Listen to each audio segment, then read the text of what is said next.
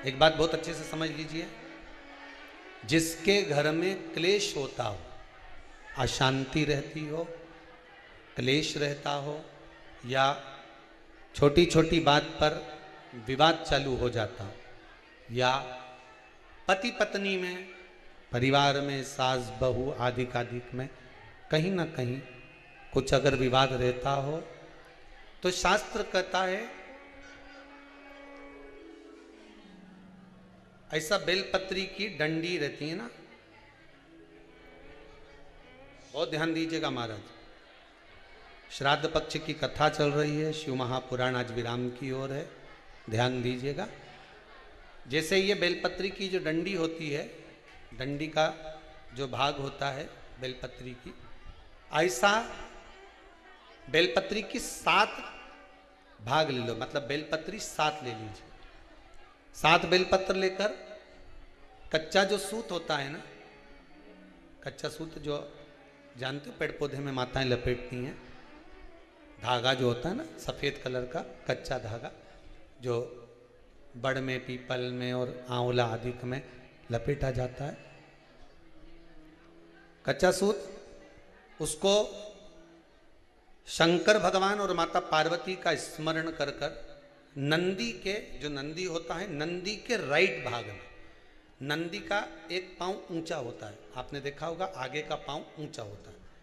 बैठते समय नंदी का एक पांव ऊंचा है, एक पांव नीचे की ओर जाता है। तो नंदी का जहां पांव ऊंचा है उस ऊंचे पांव के पास में बैठना है। कच्चे सूत पर उस बेलपत्री के जो 7 गुच्छ हैं, 7 जो बेलपत्री के भाग हैं, 7 बेलपत्री हैं, उसको अपना नाम गोत्र स्मरण कर कर उस कच्चे सूत को लपेटना है महाराज। लाल कलर का चंदन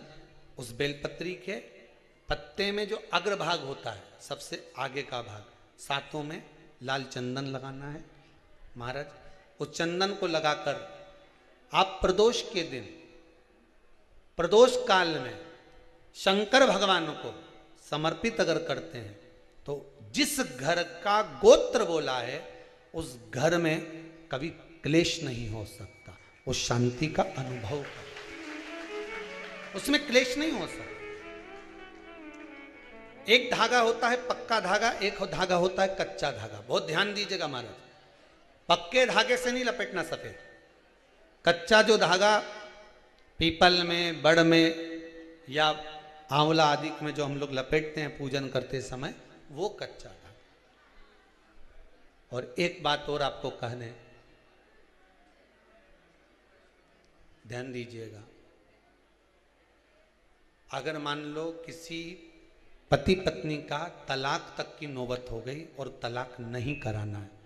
आपस में वापिस प्रेम बढ़ जाए, छोरी वापिस घर में रहे, बेटा उसको रखे,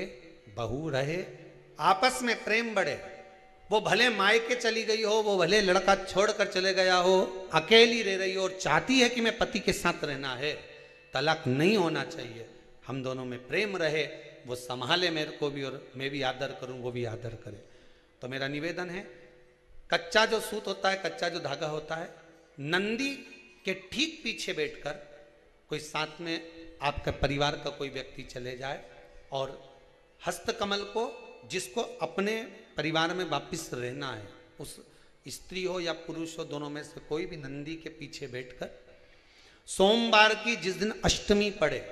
उस दिन नंदी के पीछे बैठकर हाथ को ऐसा बंद करना है, हाथ में एक बेलपत्री रखना है, सीधी सीधी बंद कर कर 7 बार उस हाथ पर कच्चा सूत लपेट देना है, उस सूत को वापस निकाल लेना है बेलपत्री के साथ, बेलपत्री के साथ में, और बेलपत्री को तो अपने पास में रखना। सबसे पहले माता पार्वती का जो हस्तकमल ऐसा होता है शिव मंदिर में, उस हस्तकमल में वो सूत जो आपके हाथ से निकला है वो उसमें डाल देना है, माँ जगत जननी से प्रार्थना कर कर, और जो बेलपत्री आपने संबंध को जोड़ने के लिए अपने हाथ में ली है वो शंकर भगवान के कटी भाग में, फिर निवेदन करूंगा कटी भाग को समझ लीजिए। ये शिवलिंग रखा है, जहां पर शंकर भगवान का शिवलिंग, माता पार्वती जी के हस्त कमल पर जो शिवलिंग रखा है, ये भाग कटी भाग कहलाता है। इस जगह पर जहां शंकर और पार्वती का मिलन हुआ है, उस जगह पर उस बेलपत्री को रख देना। महाराज ज्यादा से ज्यादा 3-4 महीने लगते हैं, दोनों में वापिस प्रेम बढ़ जाता है, दोनों एक हो जाते हैं। तलाक तक बात चल भी रही हो तो वो तलाक समाप्त हो जाता है। प्रेम, करुणा, आसक्ति, स्नेह बढ़ जाता है। संबंध टूटने की कतार पर। एक बार माता पार्वती को समर्पित तो करो अपना संबंध कि मां अब तुझे नहीं भाना। माना मैंने अपशब्द कह दिया होगा, माना मेरी गलती होगी, थोड़ी गलती उनकी भी होगी, पर दोनों की गलती है मां, अब इस संबंध को तुझे निभाना। जब कच्चा सूत माता के हाथ में रखो तब माता को विनती करना, इस संबंध की डोरी अब तेरे को दे दी।